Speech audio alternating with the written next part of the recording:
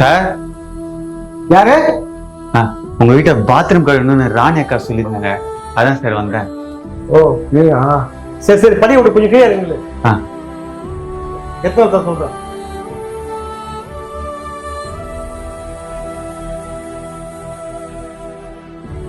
இந்த புடி வேலையை முடிச்சுட்டு இங்கிருந்தே குரல் கொடுனா. சரிங்க மேடம்.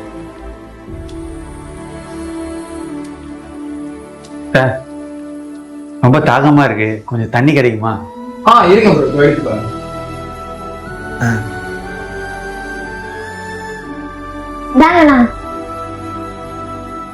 கொடுங்க தம்பி, ரொம்ப நன்றி தம்பி. ஏய் பவன், பின்னாடி வாடா. யோ தரலையா? யோ தண்ணி கொடுத்தா சொம்ப கீழே பிடிச்சி வாங்கணும், இப்படி கை படுற மாதிரி மேலே பிடிச்சி வாங்க கூடாது, புரியுதா? சாரி சார், தெரியாம கை பிடிச்சிட்டேன். எதுக்குப்பா? எதுக்கா? அவங்க வேற ஆளும் உங்களுக்கு தெரியாதா உங்களுக்கு? ஓ ஆமால, நான் மறந்தே போயிட்டேன்ப்பா. அப்ப நாளிலிருந்து நான் ஸ்கூலுக்கு போல. ஸ்கூல் போக மாட்டியா? ஏன் போக மாட்டேன்? ஸ்கூலுக்கு போனா எல்லாம் ஒண்ணு, எல்லா மதங்களும் ஒண்ணு, தப்பு தப்பா சொல்லி தராங்கப்பா.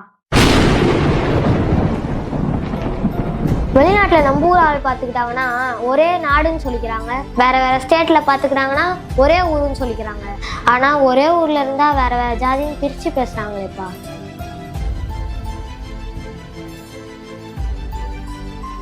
ஸ்கூலுக்கு போய் அறிவு வளர்க்க வேண்டியது நாங்க இல்லப்பா, நீங்க தான்.